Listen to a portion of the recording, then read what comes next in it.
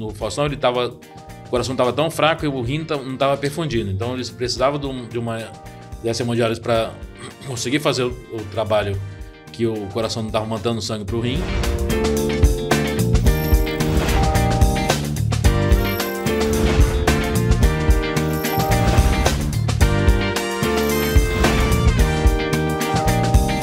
Vamos para mais uma entrevista e hoje eu tô aqui novamente com o Dr. Fábio Cabral, ele que é cirurgião especializado em transplante renal. Ele coordena uma equipe cirúrgica do Hospital Samaritano, ali de Higienópolis, uma região que você deve conhecer, e também o Hospital Alvorada, ali em Moema. E aí, Dr. Fábio, tudo bom? Tudo jóia, Fernando. Obrigado primeiro por você ter aceitado mais uma vez o convite e vindo falar agora sobre transplantes. Eu que agradeço o convite aí, é um tema que tá em voga agora bastante, né? A gente já tinha comentado aquela vez de continuar o nosso bate-papo nesse assunto e acabou que o assunto veio até a gente. É isso aí, olha, e vou deixar aqui o pessoal que quer acompanhar mais sobre saber mais a respeito, né, quer se informar, o site do Centro de Transplante do Samaritano, tô deixando aqui na descrição para vocês, e também de uma equipe chama Chronicare Ped, que é uma equipe de nefrologistas de transplante renal infantil, certo? Isso, justamente. Então tô deixando o Instagram deles aqui também, você pode acessar, acompanhar, lógico, vai lá seguir para você acompanhar mais o trabalho deles, uma equipe extremamente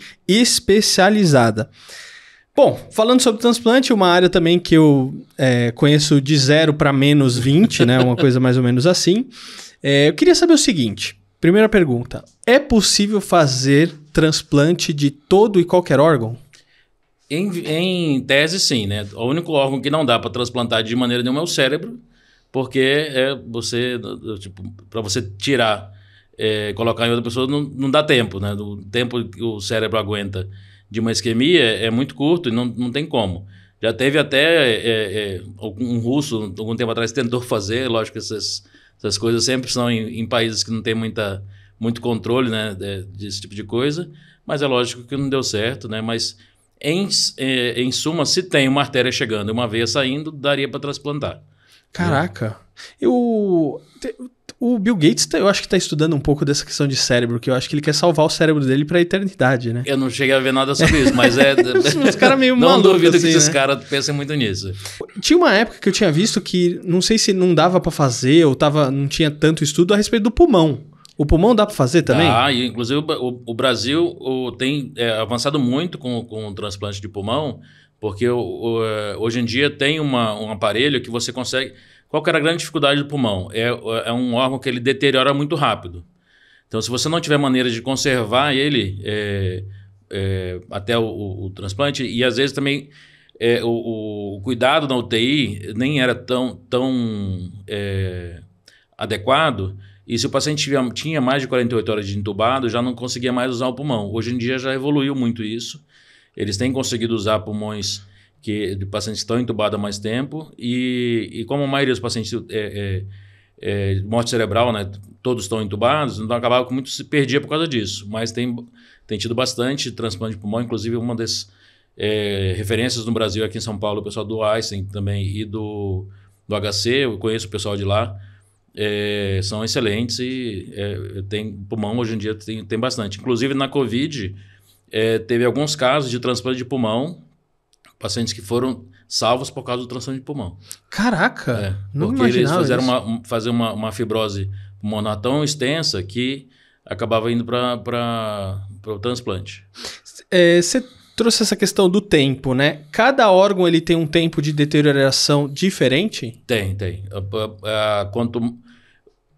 Assim, os órgãos que demoram mais para deteriorar são o rim. O rim aguenta bastante tempo de isquemia fria, que a gente chama, né? O rim a gente consegue transplantar até com 36 horas de isquemia fria, e os que aguentam menos são pulmão e coração. Por isso que na captação, quando vai fazer captação de órgãos do doador falecido, a primeira equipe que entra é sempre a equipe de coração ou pulmão. Quando tem os dois, vai tirar os dois, é quem chega primeiro. Nossa, caraca. Você falou isquemia fria. O que é isquemia fria? Isquemia fria é assim, a doação de órgãos, ela precisa que o coração esteja batendo para poder retirar o órgão. Porque a partir do momento que o coração para de bater, para de chegar oxigênio nesse tecido, nesse órgão. Tipo, instantaneamente. Instantaneamente. Então, o que a gente faz? Por isso que tem que ser morte cerebral. Porque aí o coração não está batendo, o coração está batendo, e aí quando a gente clampeia o vaso, quando a gente fecha o vaso para fechar a circulação, imediatamente a gente começa a correr uma solução para manter o órgão gelada. Porque quando você entra com essa solução gelada, você diminui o metabolismo da célula, você consegue manter essa célula viva, mas com metabolismo bem menor, né? Geralmente a gente mantém numa solução de preservação que tem algumas marcas comerciais que se usa, que ele tem uma concentração específica de alguns eletrólitos, né? Geralmente é uma temperatura de 4 graus, que aí você sabe que essa temperatura é uma temperatura que não danifica a célula e mantém um metabolismo bem baixinho para ela conseguir sobreviver esse período. Então, o pulmão e o coração, por exemplo, eles aguentam 4, 5 horas de isquemia fria. Uhum. Né? O fígado, 6 a 8 horas. Né? O pâncreas também. Então, para cada órgão tem um tempo de isquemia específico. Agora, você trouxe essa questão do morte cerebral. Uhum. Tem diferença morte cerebral e coma? Tem diferença. A morte cerebral você não tem mais atividade cerebral. Né? No coma, você ainda tem uma atividade cerebral. Como é que a gente sabe que tem atividade cerebral ou não? Existem alguns testes que faz... porque assim, existe atividade neurológica, que do córtex, da parte cinzenta, né, da aula de biologia lá, da parte mais superior do cérebro, e tem a parte de reflexo medular. Né? Então, esses movimentos superiores só vão existir se você tiver atividade no cérebro, no córtex cerebral. Então, alguns movimentos oculares, movimentos de equilíbrio, né? O movimento da respiração, por exemplo, são movimentos que só acontecem se tiver atividade cerebral. Movimentos de arco reflexo, por exemplo, aquele testezinho que faz no joelho, assim, que bate, esse movimento continua mesmo com morte cerebral. O coma, ele não perde ele pode até perder um ou outro, mas não perde todos esses movimentos cerebrais.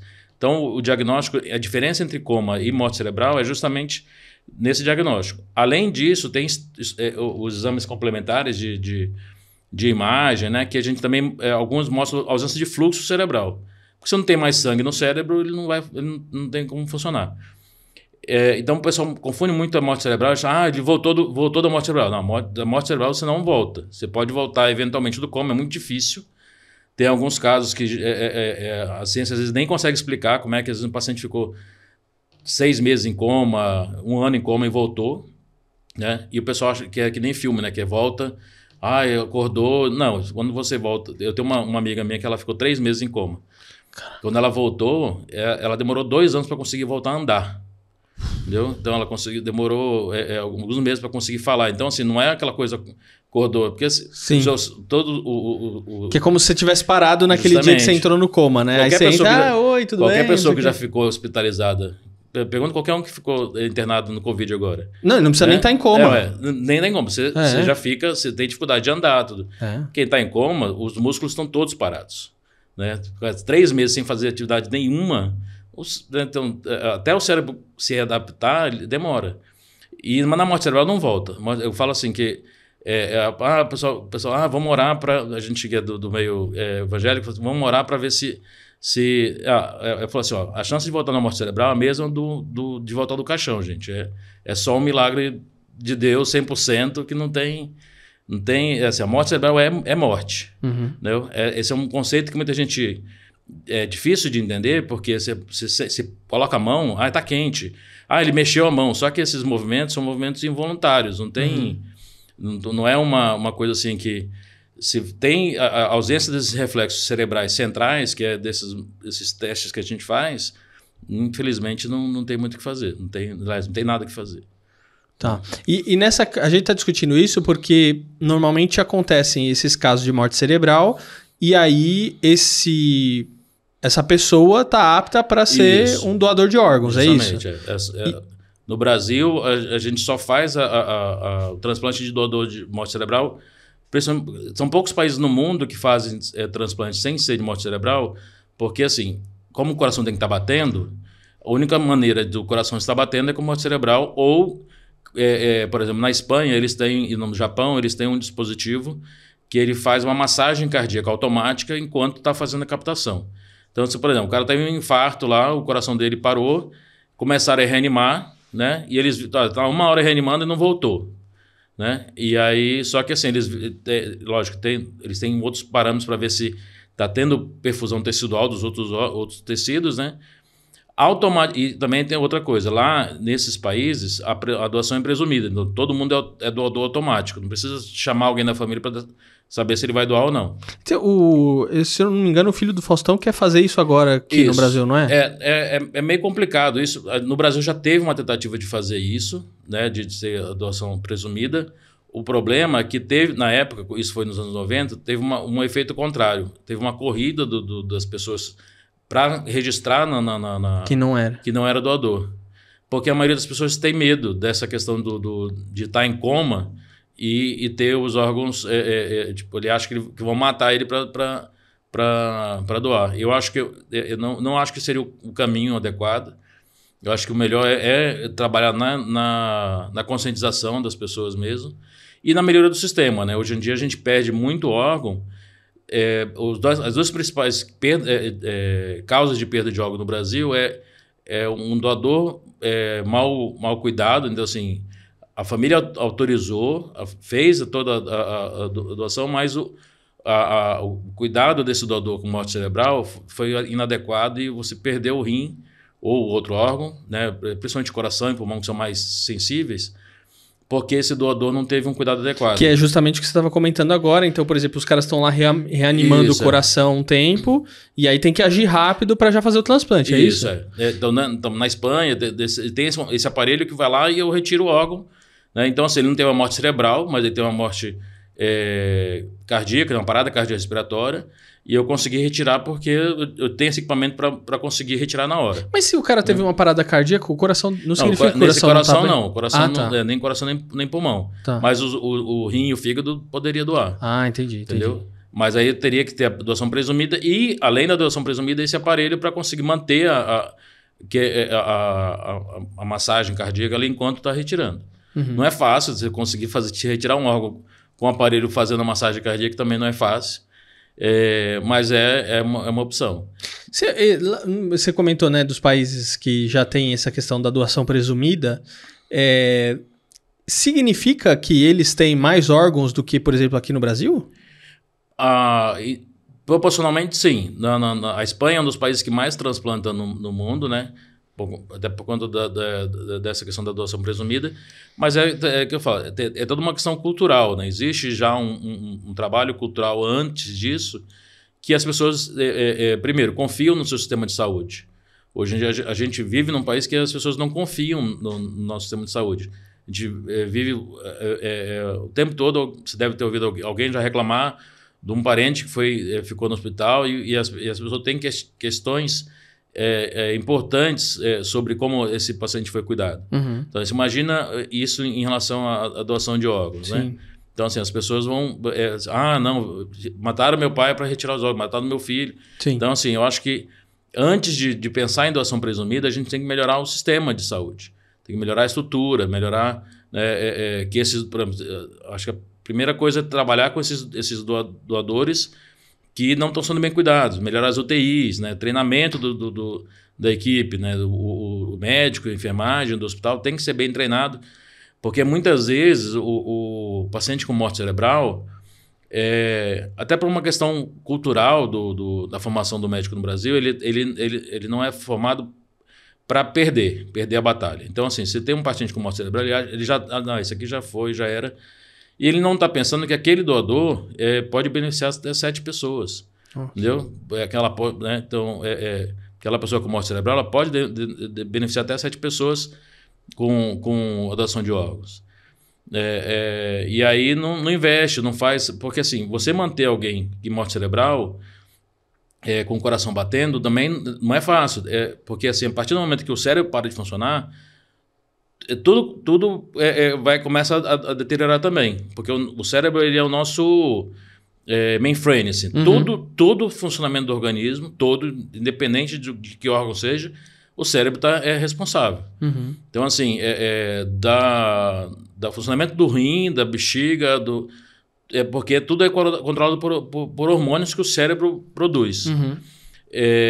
Quando o cérebro para de funcionar, toda essa regulação é perdida. Então, assim, o coração não sabe mais que velocidade ele tem que bater, o pulmão também não sabe como é que ele tem que respirar, o rim não sabe como é que ele tem, quanto que ele tem que filtrar ou não. Então, começa tudo a funcionar com problema. A tendência é esse organismo ir parando de funcionar gradativamente. Se você não for ativamente corrigindo esses problemas para manter o organismo funcionando direito, ele vai parar. O coração vai parar também. Teve um caso, alguns anos atrás, uma gestante que teve uma morte cerebral, um derrame, que ela estava com 5 para 6 meses de gravidez, ou um pouco menos até. E ela tinha que estar com pelo menos 6 para poder ter o bebê alguma chance de sobrevida. Eles conseguiram manter essa mãe com o coração batendo até o bebê. Foi um caso assim, que saiu na mídia, tudo. Porque é tão difícil você manter. Imagina, manter em uma semana já é difícil, um dia manter esse coração batendo. Imagina manter 2 meses. Foi uma coisa assim extraordinária. Eu falei, nossa, primeiro, assim, parabéns para a equipe da UTI desse hospital, que não lembro agora qual. Foi aqui no Brasil que isso aconteceu. Caraca. Engraçado que a gente sempre pensa que é fora, né? A gente nunca dá crédito. É a síndrome do Tupiniquim, né, cara? A gente nunca imagina que é aqui, né? E foi assim, saiu toda a mídia internacional, porque realmente foi um caso impressionante. Assim, conseguiram manter essa mãe, o coração dela batendo por tanto tempo. Não só o coração batendo, mas todo o organismo funcionando. Né? Então, Fábio, agora a gente está falando de transplante, porque até o tema ficou em alta aí, porque recentemente o Faustão, ele teve que fazer um transplante de coração, né? E é interessante porque normalmente a gente sempre pensa que as pessoas que têm mais grana, né, elas não vão precisar passar por uma coisa nesse sentido, né? Ou tipo assim, depender do SUS, porque o cara tem muita grana, ele vai em vários hospitais e tudo mais, né? E aí se começou a questionar, por exemplo, a fila. Porque quando você precisa de um transplante, você entra numa fila. Isso. Eu queria entender como é que é essa fila.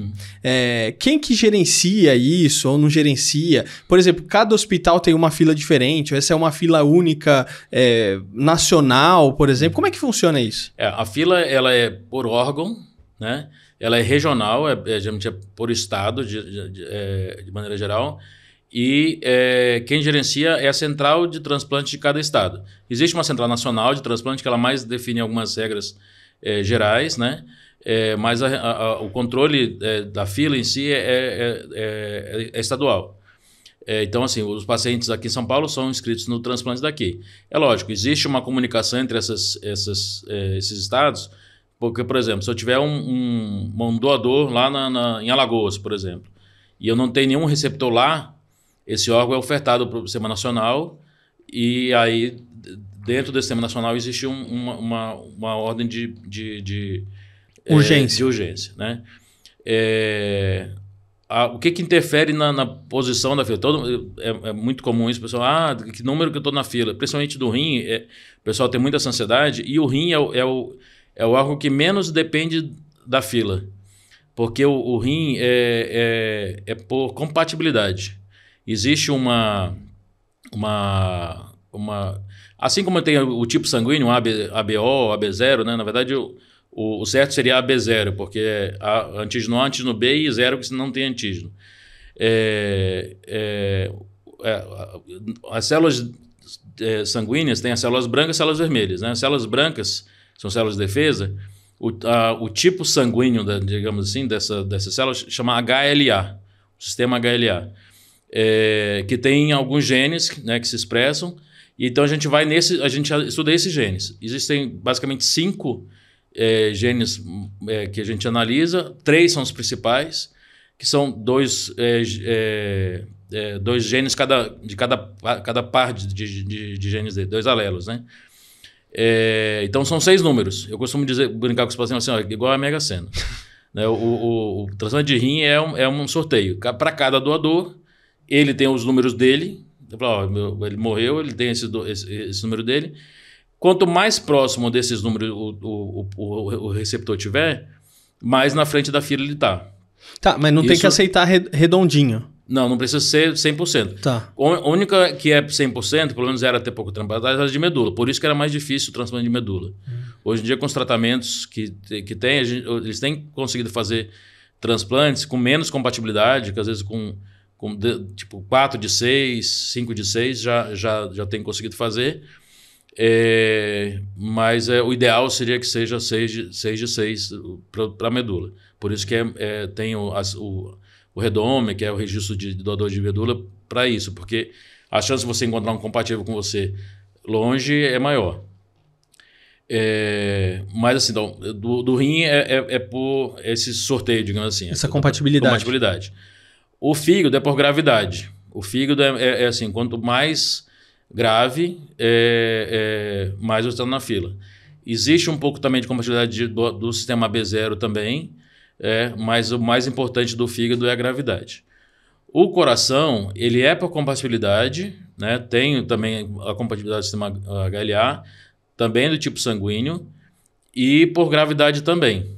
Mas assim, não é só a gravidade. Então assim, às vezes tem um doador de coração. Tem um paciente mais grave, só que ele não é compatível com esse doador. Então não adianta, ele vai rejeitar esse... Por que é por compatibilidade? Porque a chance de rejeição é maior quando você não é compatível. Né? Não tem essa similaridade do seu sistema imunológico. Mas mesmo quando tem a compatibilidade, também pode acontecer rejeição? Pode. O que acontece quando o órgão é rejeitado, por exemplo? É uma reação de defesa. Você faz o seu organismo ataca esse órgão e faz uma inflamação desse órgão. Né? Então... e a inflamação gera cicatriz, né? e eventualmente fibrose. Então você pode ir perdendo a função desse órgão gradativamente. Né? Quando tem inflamação e substituição do tecido, ele vai perdendo a característica dele, né? Porque cada órgão tem uma célula especializada. Quando eu inflamo e substituo aquela célula especializada por uma célula de cicatrização, aos poucos eu vou perdendo a função. Né? Em suma, basicamente é isso.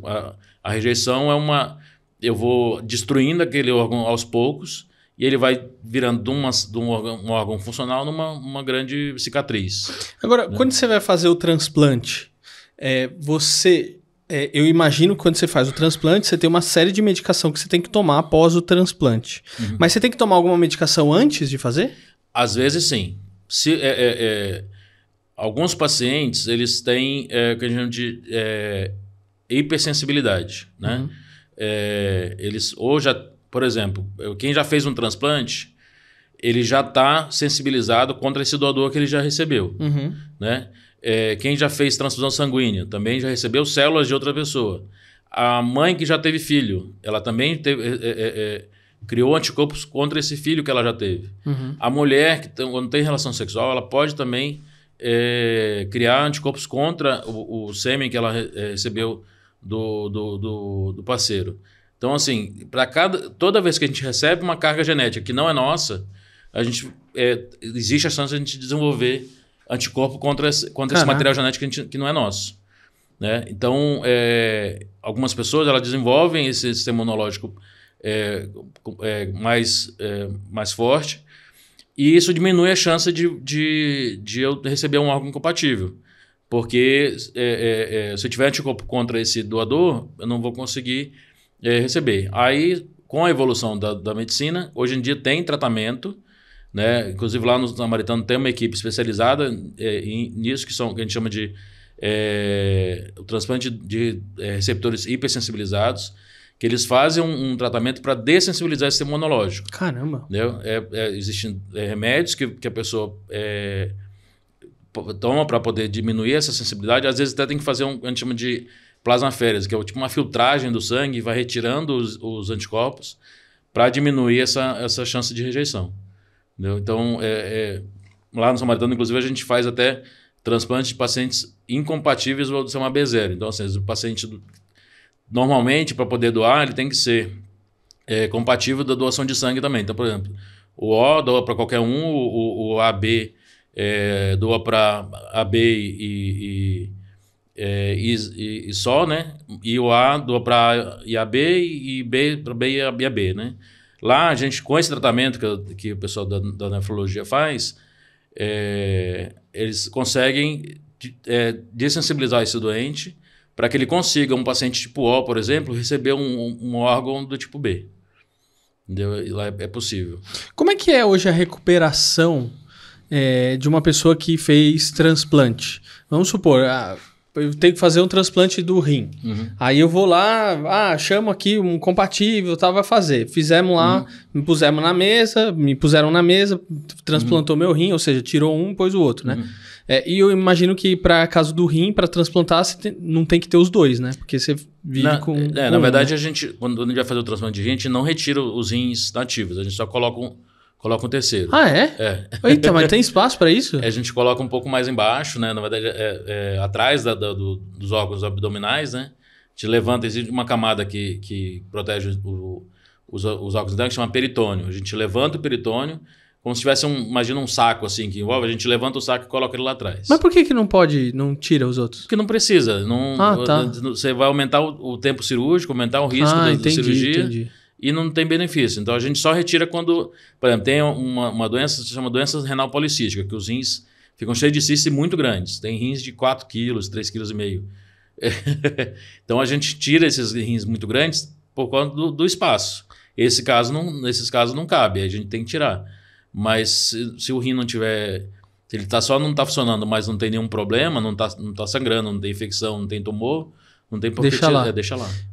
Até pedra, se tiver pedra no rim, deixa lá também? Se tiver pedra... A não ser que você é um cara que tem muita pedra. Tem um tipo de pedra que se chama cálculo coraliforme, que é um cálculo muito grande que tem muito risco de infecção. É um pedregulho, pô. Mas ele parece um coral mesmo, por isso chama coraliforme. Nesse caso, retiro porque tem um risco maior de infecção. Fora isso... Bom, mas vamos supor, fiz lá, né? Fizeram o transplante. Como que é a recuperação disso depois? Quantos dias eu vou para casa? Vou ficar tomando remédio até quando? Como que é normalmente? Eu sei que cada caso é um caso, mas... A imunossupressão, os imunossupressores é para sempre.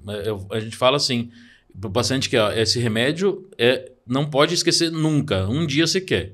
Né? Tem uma das grandes dificuldades do transplante de criança é quando ele chega na adolescência, porque ele está passando daquele período que ele alguém cuida dele, porque ele tem que se cuidar sozinho. É muito comum ter problema de aderência de tratamento na adolescência.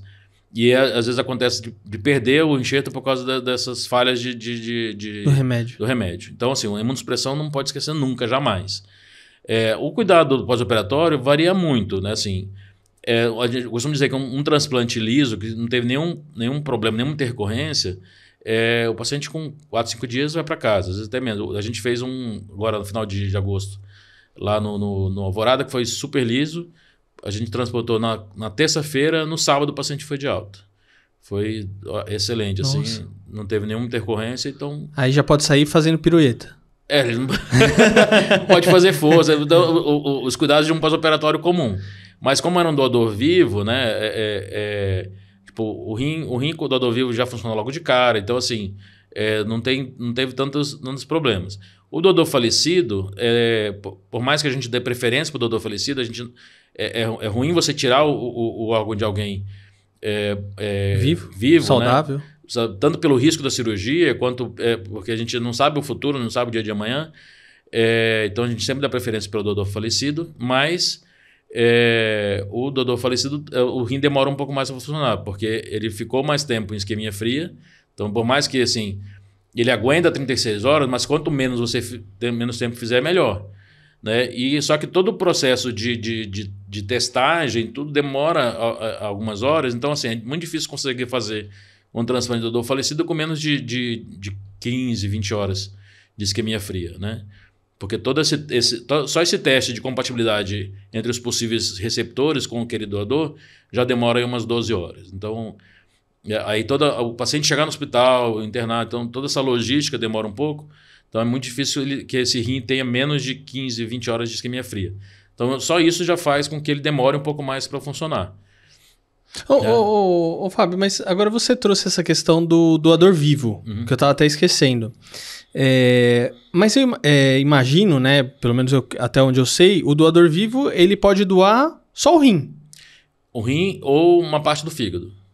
Ah, uma parte do fígado. É medula também, né? Medula também, justamente. Medula também. Agora, uma pergunta interessante aqui. Não sei se existe esse tipo de coisa, mas um doador vivo pode doar o coração dele? Porque eu sei que isso envolve... Fernando, o cara vai morrer. Mas a ideia é justamente... O cara sabe disso, entendeu? Então o cara fala assim, não... sei lá, uma mãe, um pai... Não, meu filho mais jovem tá ali, precisa muito, eu vou doar o meu coração para ele. Pode isso? Não. Eu não sei se em algum país do mundo pode. Na legislação brasileira não pode. Inclusive, assim, você até tinha me perguntado uma vez se eu posso planejar a minha morte, por exemplo. Tem um filme, teve um filme tem um filme, com o Will Smith, inclusive, que ele planejou a morte dele e deixou as pessoas que ele queria, para quem ele queria doar. Na lei brasileira, ele não pode. Então, na lei brasileira, que o enredo daquele filme já estava furado. Porque... Putz, mas mesmo que o cara tá morto? Sim, porque... Não ia usar? Ele ia usar para a rede. A partir do momento que ele teve uma morte... Ele não escolheu, você não pode escolher as pessoas. Você não pode escolher. A partir do momento que você teve uma morte cerebral e você doou os órgãos, é pela prioridade da fila. Então você não pode dizer, não, eu vou morrer, eu quero dar para... no caso ali, ele foi um suicídio, ele se matou e deixou em testamento para quem ele queria doar, mas pela lei brasileira não. Se a morte cerebral vai para o Sistema Nacional de Transplantes e a prioridade é a da fila. Eu acho que esse filme chama Sete Vidas. Isso, Sete Vidas. Se eu não me engano, assim. Eu não assisti, eu já assisti algumas partes que às vezes vem pela rede social ali, mas é bem forte também o filme. É um negócio meio pesado. E agora essa questão de fabricar um órgão? Porque eu não sei se já tem, né? Então são duas perguntas aqui. A primeira questão é...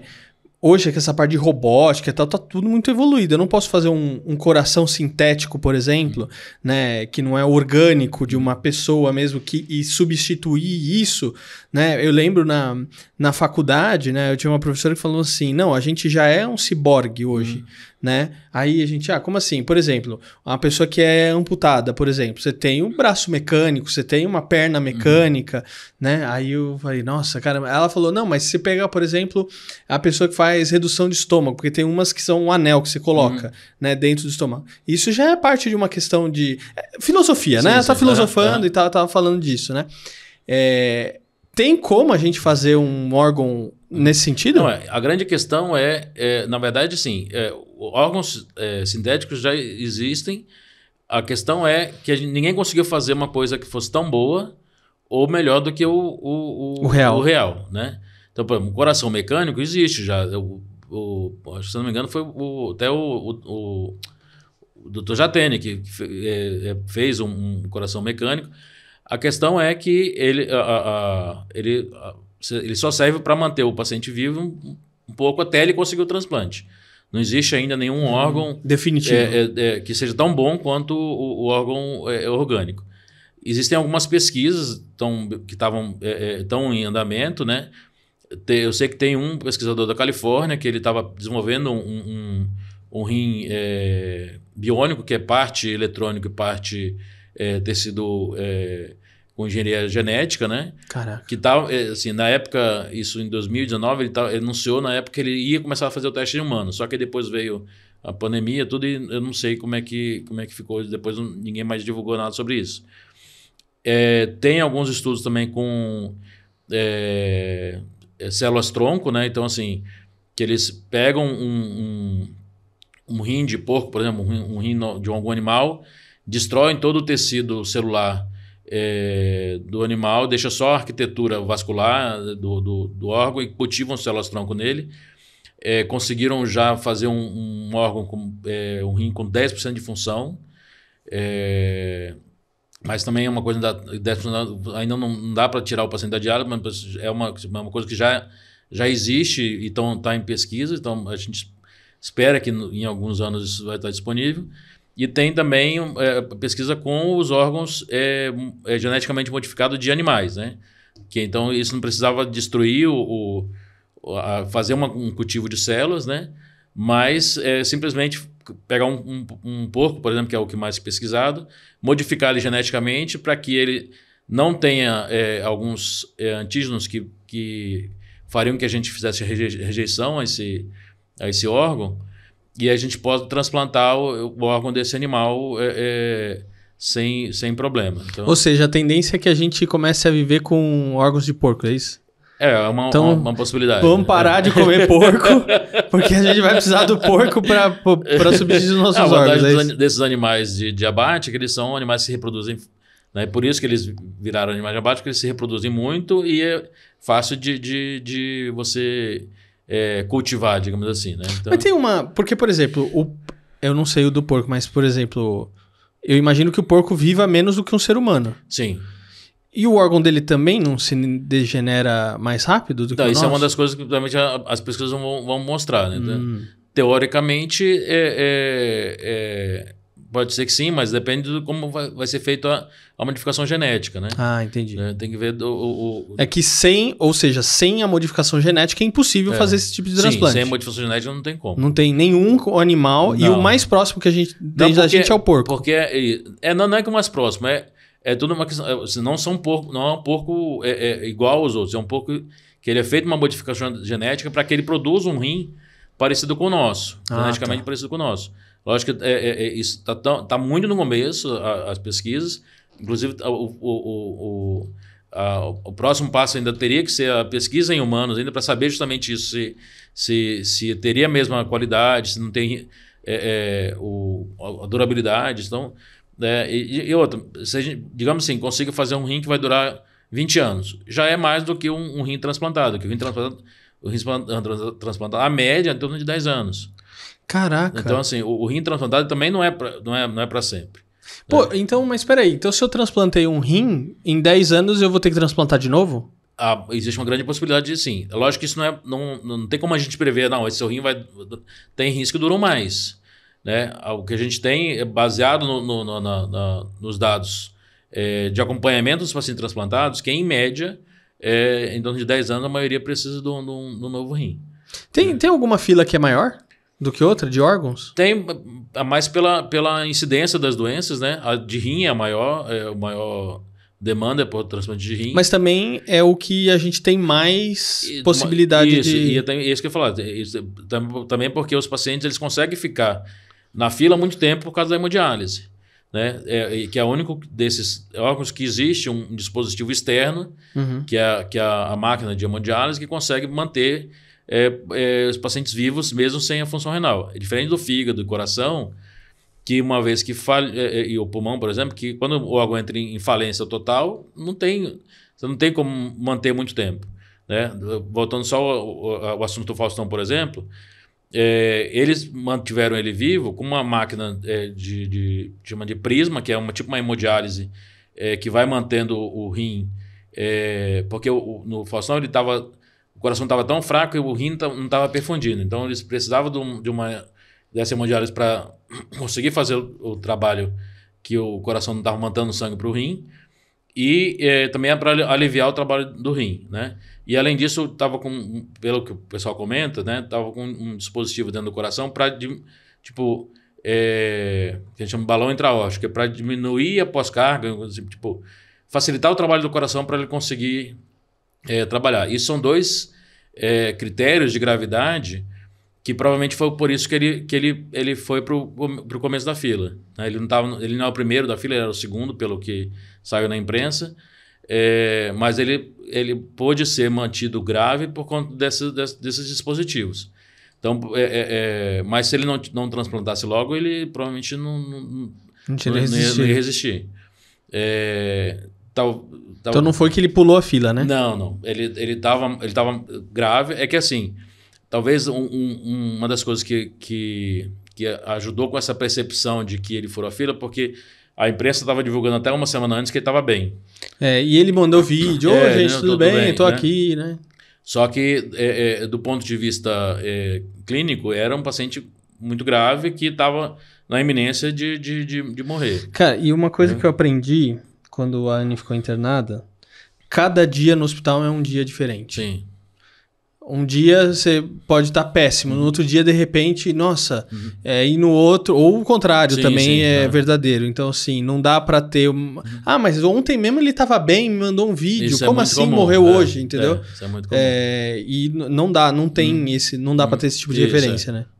Inclusive, você mandou aquela notícia sobre o rapaz que não conseguiu, tá? Porque era mais grave. Então, assim, tem muitos fatores. A gente não sabe... Esse outro que não conseguiu, se ele às vezes estava no hospital que não tinha esse recurso para conseguir manter ele grave, né? Ou se ele não era compatível com... Tipo, não aparecia nenhum doador compatível com ele nesse período, né? Então, assim, tem uma dose de sorte também nisso aí, né? De você estar naquele momento de grave e naquele momento surgiu um rim para você, ou surgiu um coração, né? Então... No Brasil, nosso sistema de regulação de transplante é muito, muito sério. Assim. No Brasil não tem como furar fila. Né? A nossa lei é muito rigorosa. Muito rigorosa. Ô Fábio, agora sim, existe algum tipo de pessoa que não pode ser uma doadora de órgãos? Porque às vezes a gente está falando assim para as pessoas, né, criarem uma consciência e você se tornar um doador de órgãos, né? Existe alguém que não pode doar? Tem. O pré-requisito básico para doar é ter uma boa saúde. Então, assim, para você doar um órgão, você tem que ter uma saúde boa, porque em nenhum momento a gente pode permitir que uma pessoa doe um órgão e seja prejudicada por isso. Né? Então, assim... por exemplo, paciente que tem, no caso do rim, por exemplo, que é o que eu trabalho, se ele tem uma pedra nos 2 rins, né? Tem uma pedra em cada um, esse não pode doar, porque... Bom, não contem com meus rins, pessoal, eu já tenho pedra eu não posso tirar um rim e deixar um outro com cálculo lá, com risco dele obstruir esse rim e perder. Mesmo se ele tiver um rim, um cálculo no rim só, mas se for recorrente, no seu caso, por exemplo, que você já teve várias vezes, também não é elegível para ser doador. Putz. Se ele for diabético, por exemplo, tiver um diabetes, que o diabético é um paciente com risco maior de desenvolver insuficiência renal, também não pode ser doador. HIV? HIV, também, como doador também não. Se tiver qualquer câncer, não pode. O câncer, inclusive, se for doador falecido, se for um câncer não central, se não for um câncer cerebral, também não pode. Caraca. Porque existe o risco. Considera que está na corrente sanguínea, vamos dizer assim. Tem o risco de metástase, você não pode, você não tem como saber. E pulmão, por exemplo, eu tenho bronquite asmática. Meu pulmão também. Não pode, porque você não. Como doador falecido, né? Você não vai estar mais vivo para. Até você pode doar.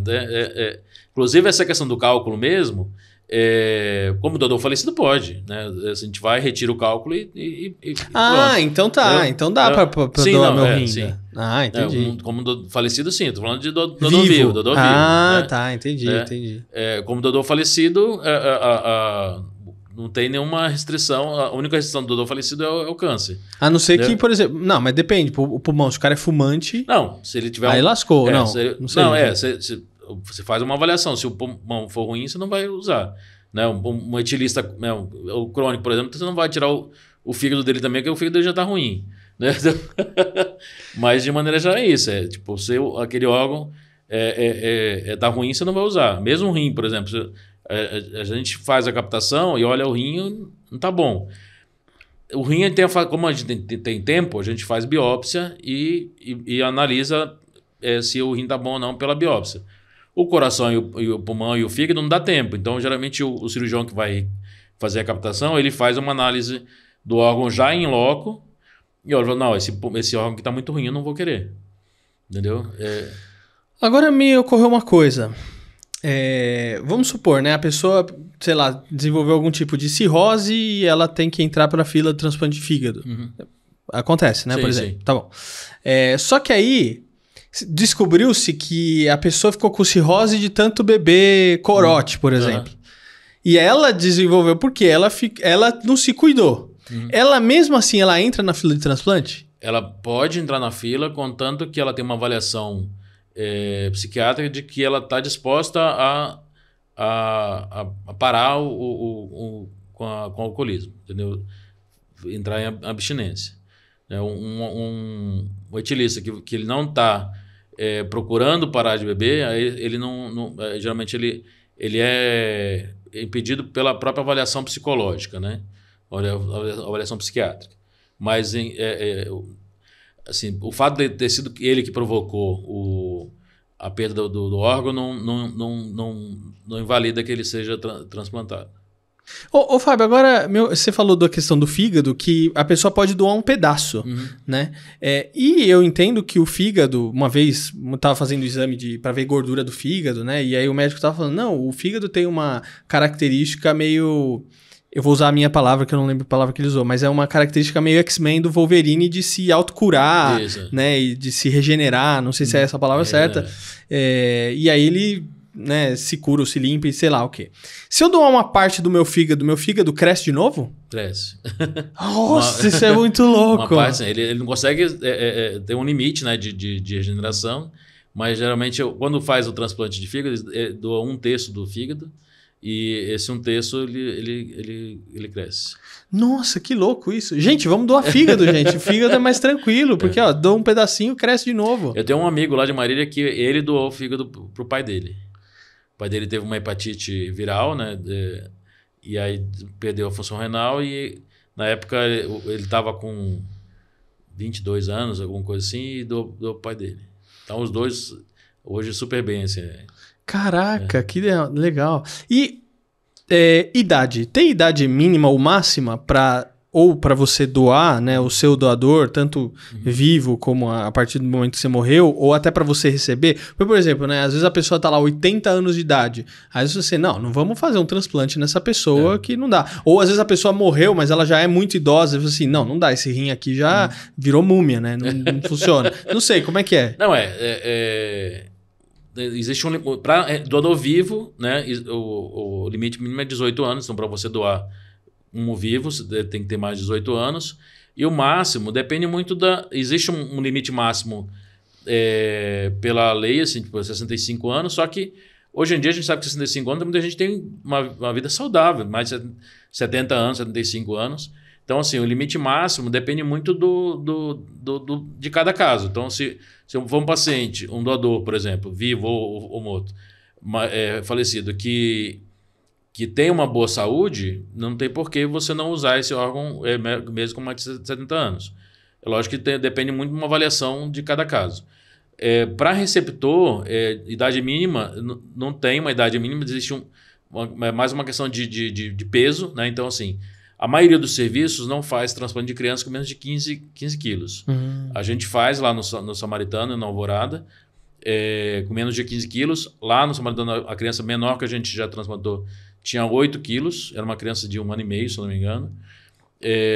Então, é mais uma questão de peso. A criança tem que crescer um pouco, às vezes muito bebê não dá para fazer, mas porque o espaço é muito pequeno.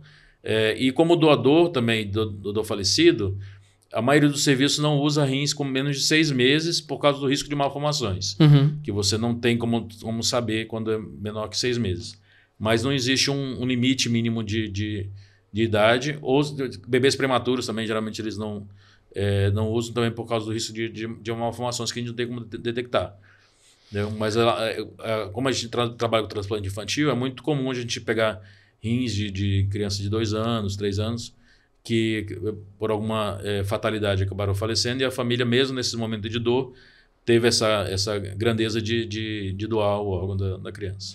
Muito bom, Fábio. Obrigado por você ter vindo aqui e compartilhado tanta coisa, assim. Tô até absorvendo um monte de coisa bacana, assim, um mundo muito legal.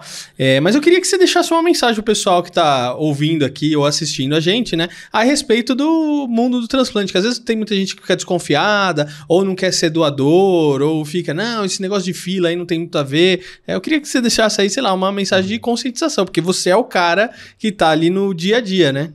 Não, a mensagem que eu deixo assim, é muito importante que as pessoas conversem com a sua família, falem assim, eu quero doar.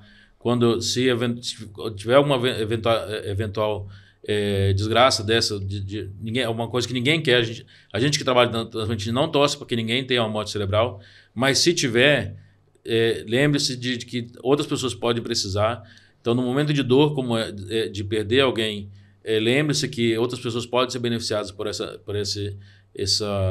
tragédia, mas o mais importante converse com a sua família, explique que você quer ser um doador de órgãos, porque isso é mais importante.